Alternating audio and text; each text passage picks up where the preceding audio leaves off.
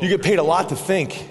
That's pretty cool. For most business owners, that's really, especially a serial entrepreneur that likes to create chaos. That's what good entrepreneurs do, is they come up with ideas and they create chaos. And then they have other people, really, typically team members or staff, that put the pieces together, right?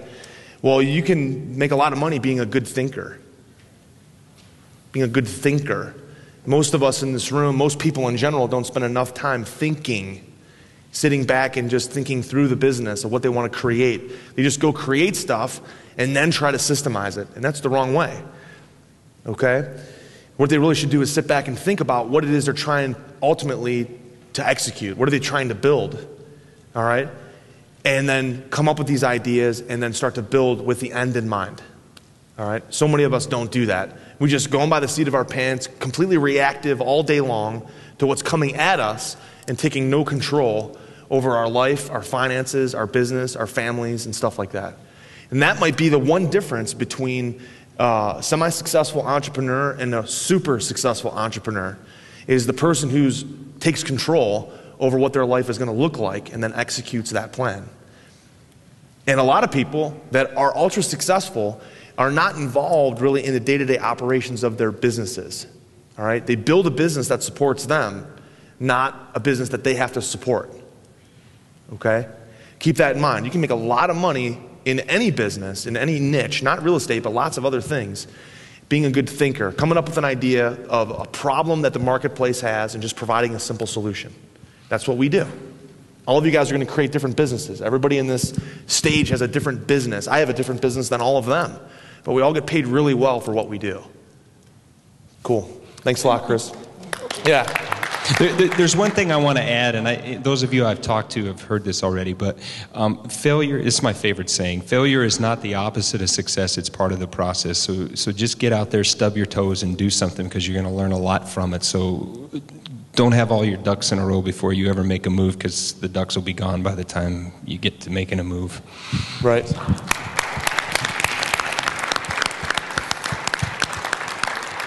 The last group is also from Michigan, is Jerry Ballard, Marianne Heindorf, and John Grant. They work as a team.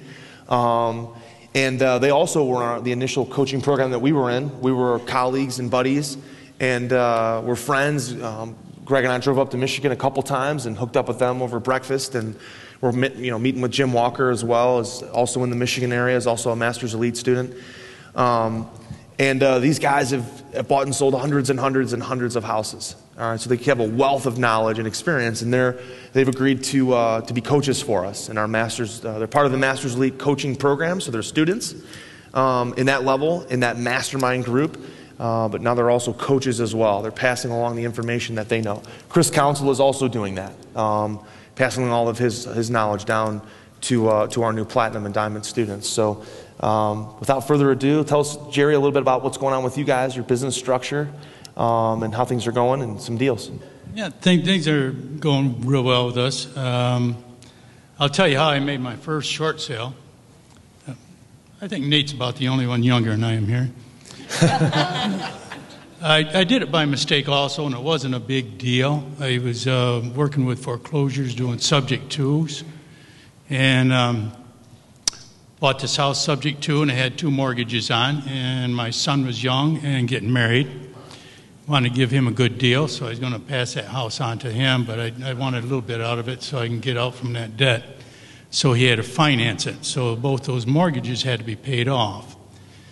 And I went to check to see on the second mortgage, which was $10,000, you know, what the balance was, because the lady said she never made a payment on it.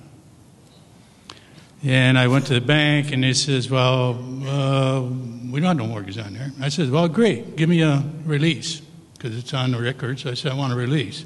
Maybe we better check a little bit further.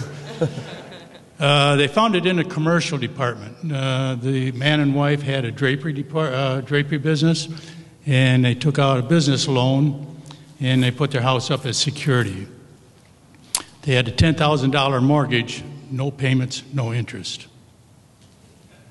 Interesting. Never heard that before. So I decided, well, I want to give my son the best deal I could. So I said, well, there's not enough money to pay off the 10,000. So ultimately we got it down to 3,500. And this is in the early 80s.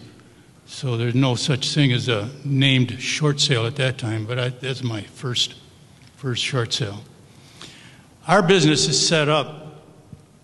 We own a real estate company. I'm the broker. John's the fixer.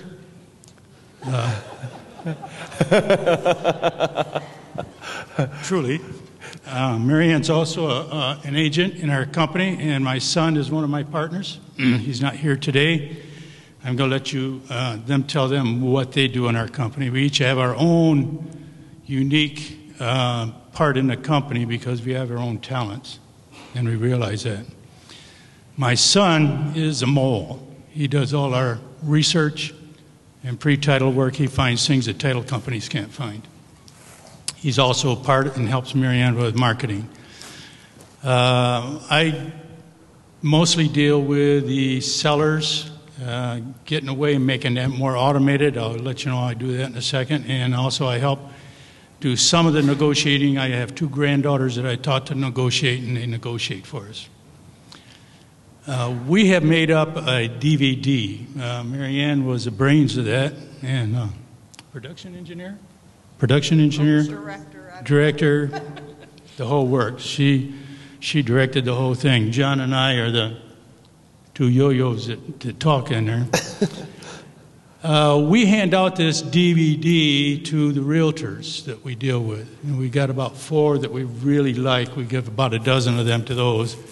But any realtor we have, we give them at least 1 DVD and a little paperwork, initial paperwork that we want the seller to have. One of our bottlenecks was gathering up the paperwork. That was a real bottleneck. It took some time. We will not meet with them until all that paperwork is done and they've watched that DVD. I guess I don't trust the realtors to put on that presentation for us because I never know what they're going to say on my behalf. I know what that DVD says. And it's been very successful for us. So we use that method, and we just sign them up and go from there. And that's basically how we do our business setup. We're trying to get more and more animated and get more things done that way. That sounds good. John, okay. Mary Ann, anything to add? Pardon? Anything for them to add, do you think? Sure, she does. I'm sure she does.